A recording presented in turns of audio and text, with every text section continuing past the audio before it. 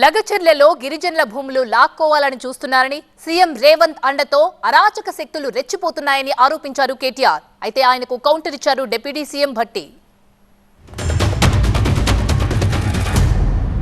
లగచర్లలో జరుగుతున్న దురాగతం, ముఖ్యమంత్రి రేవంత్ రెడ్డి నియోజకవర్గంలో జరుగుతున్న దురాగతం, వాళ్ళ అన్న అండతో పెట్టరేగిపోతున్న వాళ్ళ మూకలు ఇస్తారా చస్తారా అన్నట్టు మెడ మీద కత్తిపెట్టి చేస్తున్న దౌర్జన్యం ఏదైతే ఉందో ఇవాళ దేశ రాజధాని ఢిల్లీలో ప్రతిధ్వనించింది.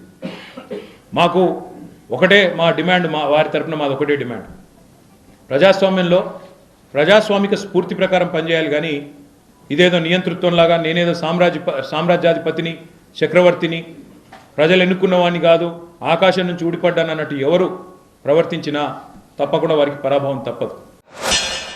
హైదరాబాద్ చుట్టూ పరిసర ప్రాంతాల్లో దాదాపు నాకు తెలిసే కొన్ని నియోజకవర్గాలకు సంబంధించి 1-2 నియోజకవర్గాలకే 10,000 ఎకరాల పైబడి ఈ ఎస్ఐన్ ల్యాండ్ భూములు గుంజుకొని ఆక్షన్ చేసినటువంటి దుర్మార్గులు మీరు, లేఅవుట్లు చేసుకున్న అమ్ముకున్నటువంటి దుర్మార్గులు మీరు, లేఅవుట్లు చేసుకున్న లేఅవుట్ల ద్వారా మీరు మిగతా వాళ్ళకి అమ్మి పైశాచిక ఆనందం పొందినటువంటి మీరు ఈరోజు ఈ గిరిజనుల గురించి దళితుల గురించి మాట్లాడుతూ ఉంటే దెయ్యాలు వేదాలు వాళ్ళు ఇచ్చినట్టుగా ఉంది.